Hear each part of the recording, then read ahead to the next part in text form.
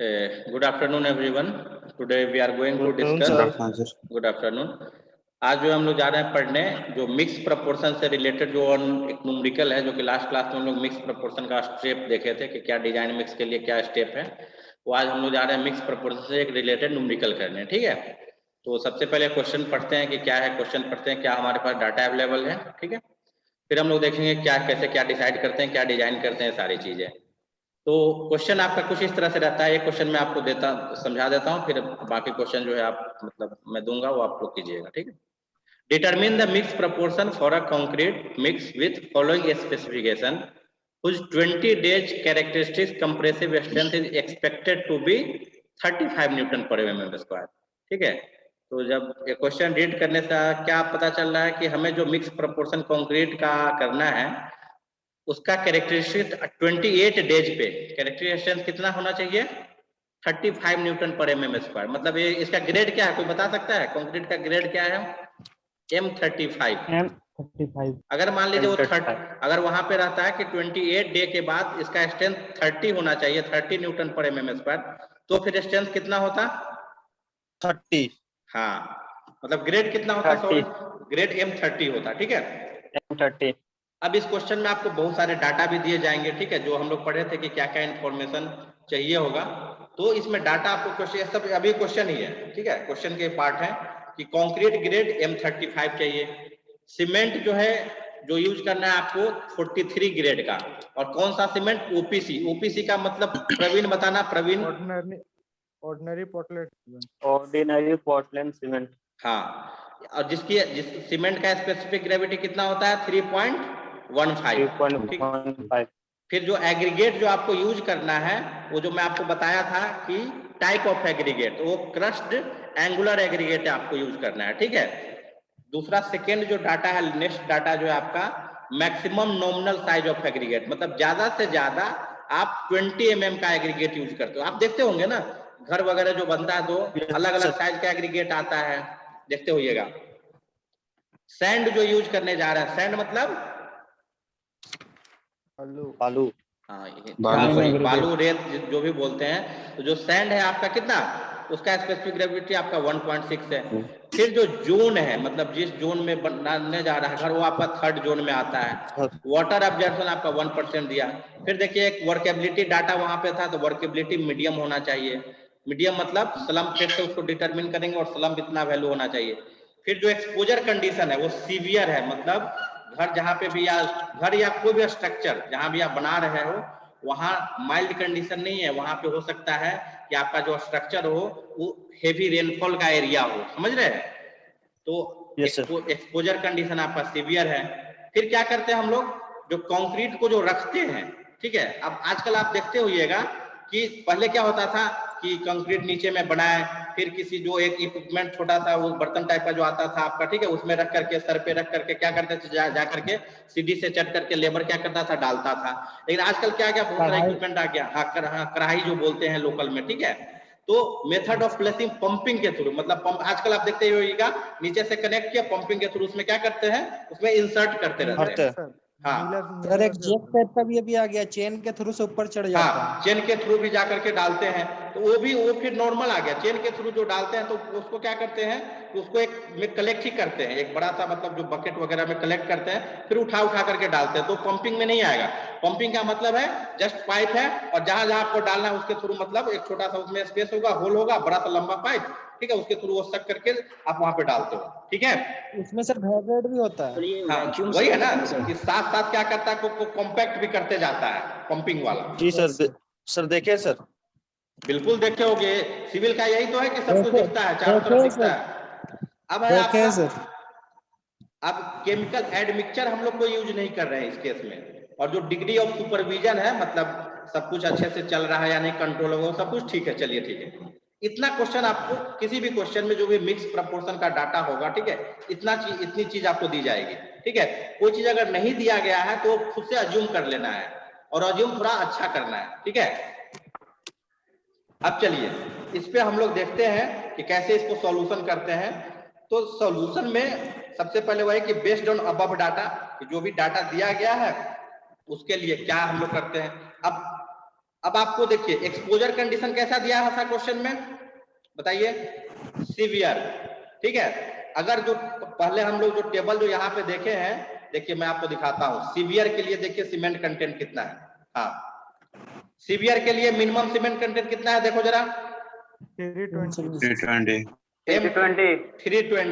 ठीक है। हाँ, तो यहाँ पे देखो क्या लिखे, अगर अगर सीवियर कंडीशन है तो मिनिमम सीमेंट, मिनिमम मतलब इतना तो आपको यूज करना ही करना है, ठीक है, कोई दिक्कत? No sir. उसके बाद similarly maximum water cement ratio, ये भी उसी टेबल से जाएंगे हम लोग। अभी देखिए पीछा सीधा, आपको ये नहीं होना चाहिए। देखिए सीवियर के लिए मैक्सिमम वाटर सीमेंट रेशियो कितना है, 0.45। इसको नोट डाउन कर लीजिए। हाँ, यहाँ पे देखो, कहाँ गया, हाँ, और नीचे में मैक्सिमम वाटर सीमेंट रेशियो, मतलब जो वाटर सीमेंट आप रेशियो लेने जा रहे हो 0.45 से ज्यादा नहीं होना चाहिए, समझ गए बात? एक क्या बोला, कोड बुक बोला। उसके बाद अभी कोई बोल रहा था कि M30, तो M30 क्या है, minimum grade of concrete. Already जो क्वेश्चन है, क्वेश्चन में देखिए आपका ग्रेड कितना है, M35 है। M35 है तो कोई दिक्कत ही नहीं है, ठीक है। उस क्राइटेरिया को भी क्या कर रहा, फुलफिल कर रहा। उसके बाद आगे देखिए, नेक्स्ट जो है आपका मैक्सिमम सीमेंट कंटेंट, ये होता है आपका मैक्सिमम सीमेंट कंटेंट इस केस के लिए 450 kg, जो कि IS 456 के टेबल नंबर 8 वगैरह में दिया गया है कि मैक्सिमम जो सीमेंट आप यूज करोगे वो 450 kg आपको यूज करना है, ठीक है। ये तीन चीज हो गया कि बाउंड्री कंडीशन डिसाइड हो गया कि मिनिमम इतना यूज करना है, मैक्सिमम इतना यूज करना है, ठीक है। अब आते हैं हम लोग कैलकुलेशन पे, स्टेप वाइज पे। तो सबसे पहला स्टेप क्या था हमारा कि मीन स्ट्रेंथ कैलकुलेट करना, FM कैलकुलेट करना। तो FM का फॉर्मूला क्या था, FCK प्लस 1.65 सिग्मा। FCK क्या होता है बताना कोई, कैरेक्टरिस्टिक्स कंप्रेसिव स्ट्रेंथ। तो तो M35 का स्ट्रेंथ कितना होगा, 35 होगा। करण अपना वीडियो ऑन करना। Yes sir. अगर हम बात करते हैं कैरेक्टर FCK, इस केस में 35 है प्लस 1.65 इंटू, अभी जो सिग्मा इक्वल टू 5 वैल्यू, ये कहां से आया, वो जो टेबल जो आप लोग को दिखाए थे, अभी मैं दिखा देता हूं, फिर से रिवाइंड करवा देता हूं। देखो कहां गया, हाँ, अब देखो M35 के लिए सिग्मा का वैल्यू कितना है, यहाँ पे देखिए 5 न्यूटन पर mm स्क्वायर। कोई टेंशन नहीं लेना है, बस इसमें क्या करना है कि आपको बस स्टेप पता होना चाहिए, ठीक है। सारा टेबल, सारा वैल्यू आपको टेबल में दिया गया है। तो सिग्मा का वैल्यू 5 हो गया, और रेफरेंस के लिए आपको लिख देना है, ठीक है। कोई भी डाटा अगर आप यूज कर रहे हो तो लिख दीजिए साइड में, क्योंकि जो सामने वाला उसको क्लियर होना चाहिए। जो मान लीजिए अगर आप एग्जाम दे रहे हो तो चेक करे, या जो उसको पढ़े कि आखिर वैल्यू कहां से आई, तो sigma equal to 5 from table 8 of IS 456, कि IS 456 में एक टेबल नंबर 8 है जहां से वैल्यू मैं लिया हूं, ठीक है, रेफरेंस। तो अगर इसको कैलकुलेशन करेंगे तो FM का वैल्यू आ गया 43.25, ठीक है, 43.25 न्यूटन पर एम स्क्वायर। अब सेकेंड जो स्टेप है कि वाटर सीमेंट रेशियो डिसाइड करना। तो अभी हम लोग देखे हैं कि मैक्सिमम वाटर सीमेंट रेशियो जो है वो आपका सीवियर कंडीशन के लिए 0.45 हो सकता है, तो हम भी इतना ही ले लेते हैं। ये मैक्सिमम है तो हमने मैक्सिमम ही ले लिया, इससे कम भी ले सकते हैं, ठीक है, कोई दिक्कत नहीं है। 0.4 भी ले सकते हैं, 0.35 भी ले सकते हैं, लेकिन ये मैक्सिमम है तो चलो ठीक है, मैक्सिमम ही ले लेते हैं, ठीक है, कोई दिक्कत नहीं सर। अब वही लेकिन ये चीज आपको लिख देना है कि water cement ratio maximum equal to इतना, so assuming water cement ratio equal to 0.45। उसके बाद आपको सीमेंट का कंटेंट निकालना है। अब देखिए कैलकुलेशन ऑफ सीमेंट कंटेंट, तो water upon cement equal to है 0.45, ठीक है। और वाटर, अब देखिए इसमें ये जो मैं अभी ये मार्क किया, ये मैक्सिमम वाटर कंटेंट कहां से आया, इस टेबल से। अभी जो आपको एक टेबल दिखाए थे, कहां गया, हाँ, ये देखो, अगर हम 20 mm साइज का एग्रीगेट यूज करते हैं तो उसके लिए मैक्सिमम वाटर कितना यूज करते हैं, 186 kg, ठीक है। तो यही वैल्यू हम यूज करते हैं अभी कैलकुलेशन में। ऐसे यहाँ पे लिखे भी थे, कहाँ गया, नहीं यहाँ पे नहीं लिखे हैं, चलिए, हाँ, water cement ratio equal to 0.45, so water upon cement equal to 0.45 और वाटर हमने लिया 186 kg, तो 186 kg upon cement equal to 0.45, ये जस्ट मैथमेटिकल कैलकुलेशन है।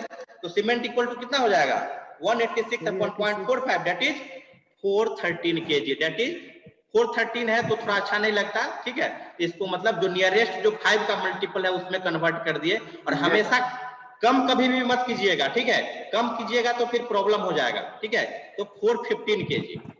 अब देखिए आपका जो कैलकुलेशन आया वो आया 415 kg, और आपके पास जो बाउंड्री कंडीशन था कि मिनिमम अभी जो बताए थे कि मिनिमम 320 kg होना चाहिए और मैक्सिमम कितना होना चाहिए 460।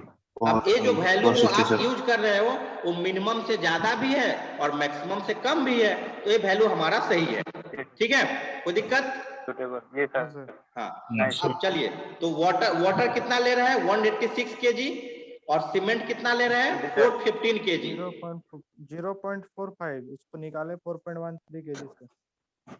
4.13 नहीं है 413 है, 4.13 ठीक है। 413 kg मतलब 415 kg, और ये सारा जो कैलकुलेशन कर रहे हैं ना हम लोग यूनिट क्वांटिटी के लिए, मतलब टोटल कंक्रीट अगर 1 मीटर क्यूब हो तो उसमें 415 kg सीमेंट यूज करेंगे, ठीक है, और आपका 186 kg जो है वाटर यूज होगा। चलिए वाटर हो गया, सीमेंट हो गया, अब क्या बचता है एग्रीगेट।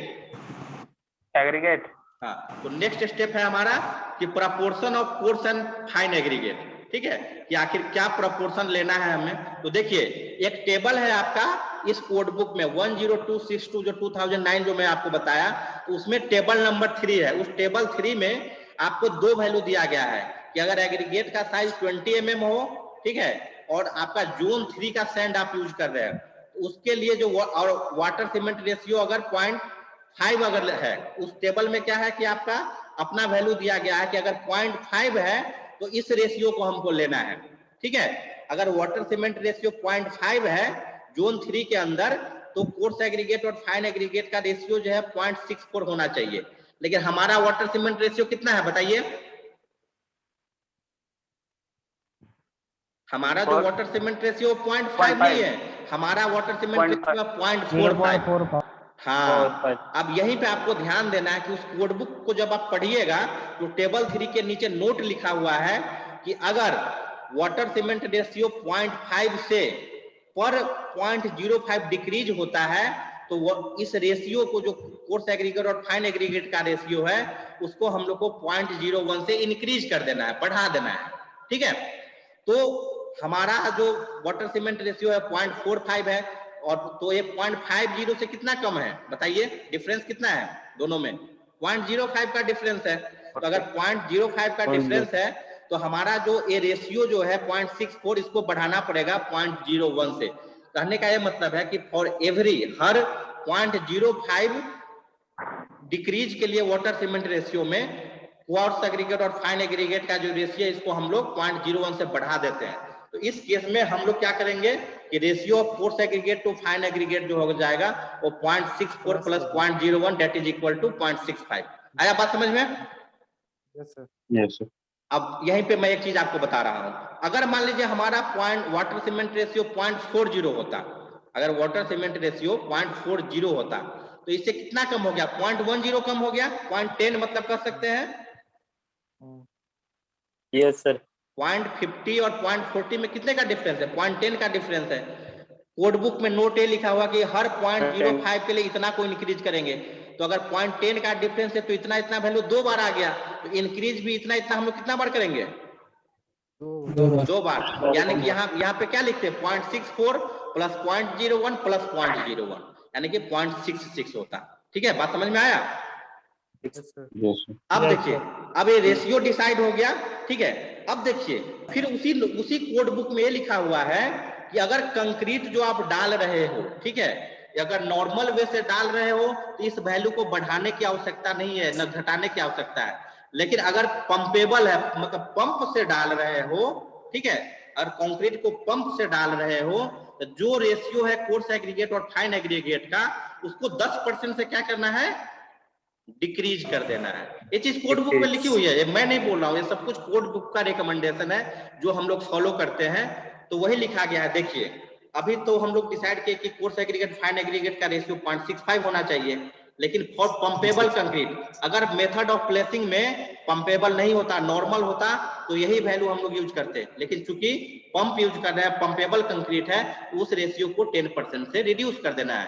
वही क्वेश्चन लिखा हुआ है कि for pumpable concrete the ratio of coarse aggregate to fine aggregate is to be reduced by 10%।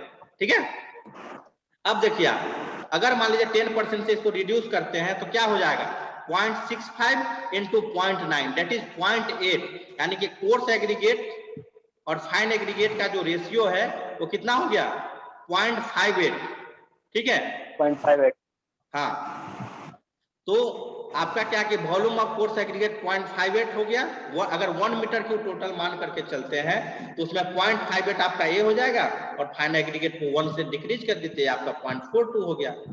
अब चलिए इसको कैलकुलेट करते हैं, ये तो प्रोपोर्शन डिसाइड हुआ, अब इसका कैलकुलेशन कि क्या कैलकुलेशन होगा। तो हम ये अज्यूम करके चलते हैं कि जो भी कैलकुलेशन मैं आपको पहले बोला कि 1 मीटर क्यूब के लिए, ठीक है, रियल जो फील्ड में क्या होता है कि सीमेंट कितना केजी देना है, एग्रीगेट कितना केजी जाएगा, वाटर कितना लीटर जाएगा, तो कंक्रीट का वॉल्यूम कितना मान लिया कि 1 मीटर क्यूब, सीमेंट का निकालते हैं। तो आप लोग पढ़े होइएगा कि डेंसिटी इक्वल टू क्या होता है, कोई बताना, डेंसिटी इक्वल टू, हाँ, अगर बिल्कुल सही बात कि density equal to mass by volume, तो अगर density equal to mass by volume है तो वॉल्यूम इक्वल टू क्या हो जाएगा, मास अपॉन डेंसिटी होगा। चलिए ठीक है, आप लोग को जब मैं सॉइल पढ़ाया था तो एक फॉर्मूला बताया था स्पेसिफिक ग्रेविटी का। स्पेसिफिक ग्रेविटी किसी का भी निकालते हैं तो क्या करते हैं, डेंसिटी ऑफ उस कंपोनेंट का, जो भी मटेरियल है उसका density upon density of water, यही बताए थे ना।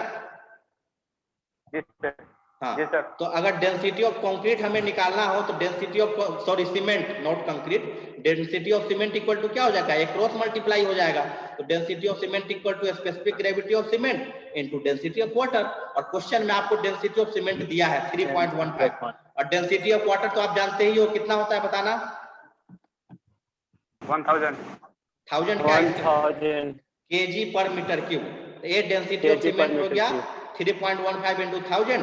अब इस डेंसिटी ऑफ सीमेंट को यहाँ पे डाल दीजिए, मास ऑफ सीमेंट ऑलरेडी कितना आया था हम लोग का, 413 केजी पर मीटर क्यूब आया था, लेकिन उसको हम लोग 415 लिए थे। इसको कैलकुलेट कीजिएगा तो वॉल्यूम ऑफ सीमेंट आ जाएगा 0.13 मीटर क्यूब। ये आ गया समझ में आप लोग को? Yes sir.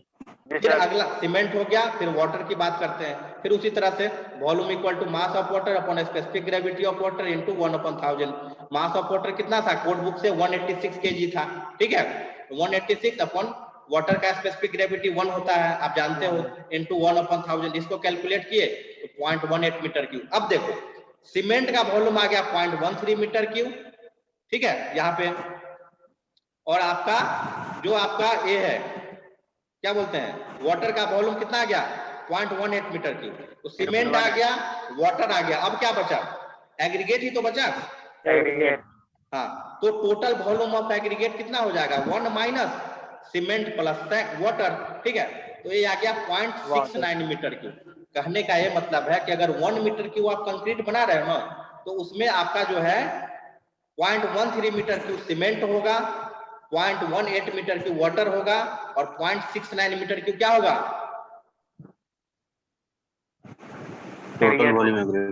एग्रीगेट होगा। अब एग्रीगेट में वही बात है कि दो टाइप का होता है, एक आपका कोर्स एग्रीगेट, एक आपका क्या होता है, फाइन एग्रीगेट, ठीक है। तो अगर कोर्स एग्रीगेट और फाइन एग्रीगेट, तो उसको रेशियो के बेसिस पे मैथमेटिक्स पे आप क्या कीजिए कि कैलकुलेट कर लीजिए कि total mass of coarse aggregate, ये टोटल एग्रीगेट का वॉल्यूम इनटू स्पेसिफिक ग्रेविटी का जो आपका जो होता है कोर्स एग्रीगेट का 1.7 होता है, इनटू कोर्स एग्रीगेट का क्या उधर अमाउंट आया था रेशियो 1 में, वही मतलब यूनिटरी मेथड से, यूनिटरी मेथड होता है ना, आप पढ़े होंगे ये 1 में इतना तो इतना में कितना। तो अगर मान लीजिए 1 मीटर क्यूब में 0.58 था, तो 0.69 मीटर में क्यूब में कितना हो जाएगा, 0.58 into 0.69, और उसको अगर हम लोग केजी में बदलना है तो यहाँ देखो देखो देखो, यही तो देखिए यहाँ पे 0.58 और 0.42 आया था, ये रेशियो याद करो, रेशियो, हेलो, हाँ सर, हाँ, तो यहाँ पे जो रेशियो निकाले थे इसमें क्या था कि अगर 1 मीटर क्यूब टोटल एग्रीगेट है तो 1 मीटर क्यूब के एग्रीगेट में कोर्स एग्रीगेट 0.58 मीटर क्यूब होगा, और जो फाइन एग्रीगेट 0.42 होगा। ओके तो यूनिटरी मेथड जो हम लोग बचपन में पढ़े थे ओके कि यूनिटरी मेथड में क्या है कि अगर 1 मीटर क्यूब टोटल एग्रीगेट है उसमें 0.58 हमारा क्या है कोर्स एग्रीगेट। अगर टोटल एग्रीगेट 0.69 है तो हमारा कोर्स एग्रीगेट कितना होगा 0.69 इंटू 0.58। याद आया? जस्ट मैथ है। ये तो आपका मीटर क्यूब में आ रहा है, लेकिन प्रैक्टिकली जब हम लोग फील्ड में काम करते हैं तो आप देखते होइएगा तो वॉल्यूम में काम नहीं करते हैं, केजी में काम करते हैं। जो एग्रीगेट जो मेजर जो होता है मतलब जब बनाते हैं उस समय की बात मैं बोल रहा हूँ, ठीक है। गाड़ी में आता है वो मीटर क्यूब में आता है वो एक अलग बात है, ठीक है। जो आपको यूनिट ज्यादा समझ में आएगा तो उसको अगर केजी में कन्वर्ट करना तो उसके स्पेसिफिक ग्रेविटी से मल्टीप्लाई कर दीजिए और वाटर के डेंसिटी से मल्टीप्लाई कर दीजिए। उसका स्पेसिफिक ग्रेविटी 1.7 है, 1000 से मल्टीप्लाई कीजिए आ जाएगा 680 केजी, ठीक है। और उसी तरह से फाइन एग्रीगेट का निकालना है तो फाइन एग्रीगेट को निकालने के लिए वही बात कि 1 मीटर क्यूब टोटल एग्रीगेट में फाइन एग्रीगेट हमारा 0.42 था, अभी हमारा एग्रीगेट टोटल 0.69 है तो उसके लिए 0.69 इंटू 0.42 हुआ। केजी में बदलना है तो उसके स्पेसिफिक ग्रेविटी से मल्टीप्लाई कर देंगे और 1000 से मल्टीप्लाई हो जाएगा तो टोटल आपका आ गया 463 केजी। अब इसका ये मतलब है, सिंपल सा मतलब है क्या, इसको अगर समराइज किया जाए, ठीक है, समरी अगर कहा जाए कि शॉर्ट में आखिर फाइनल रिजल्ट दीजिए आप जब इतना कैलकुलेशन आप इतना कैलकुलेशन जो आप दिखाते नहीं हो, जो इंजीनियर जो होता है आपका, ठीक है, तो वो क्या करता है कि बस आपको ये समरी देगा मिक्स डिजाइन का कि एज पर द रिक्वायरमेंट कि हमको M35 का यूज करना है कि घर इस कंडीशन में है वगैरह वगैरह। तो आप बस बोल दोगे, जो एज ए इंजीनियर आप क्या करोगे इतना ही चीज दोगे। आप कैसे किए नहीं किए वो जो घर बनाते हैं उसको नहीं पता होता है, ठीक है। आप इतना चीज दे दोगे वो बस इतना उसके लिए डाटा सफिशिएंट है। आप बोल दोगे कि हाँ इतना इतना यूज करना है तो ग्रेड M35 यूज करना है। सीमेंट जो यूज करेंगे 43 ग्रेड का यूज करेंगे। अब यहाँ पे सीमेंट कंटेंट कितना था हम लोग का 415 केजी, वो कितना 1 मीटर क्यूब कंक्रीट के लिए। वाटर कंटेंट कितना लिए थे 186 केजी पर मीटर क्यूब। हाँ, कोर्स एग्रीगेट अभी अभी जस्ट हम लोग कैलकुलेट किए हैं, ये आपका 680 केजी पर मीटर क्यूब, ठीक है। अब मान लीजिए कोई आप घर बनाने जा रहे हो या कोई स्ट्रक्चर बनाने जा रहे हो तो मान लीजिए सबसे यही तो होता है कि आपसे जो पूछता है कि कितना आपके घर का लंबाई चौड़ाई या उस स्ट्रक्चर का कितना विड्थ है, हाइट है, लेंथ कितना है, तो उसके बेसिस पे क्या करता है कि वॉल्यूम कैलकुलेट कर लेता है। अगर मान लीजिए कि आपका घर 10 मीटर क्यूब का है, ठीक है, टोटल स्लैब जो आप बनाने जा रहे हो वो 10 मीटर क्यूब का है तो सारे वैल्यू जितना वैल्यू है उसको सब में 10 से मल्टीप्लाई कर दीजिए। उतना आपको सीमेंट खरीदना पड़ेगा मार्केट से, उतना आपको पानी चाहिए होगा, उतना लीटर, उतना आपको एग्रीगेट चाहिए होगा, उतना आपको, ठीक है। आ गया बात समझ में सब लोग को? इसको क्या कीजिएगा मैं बता रहा हूं, ठीक है। इसको ठीक है, थैंक यू। अभी तो रोकते हैं।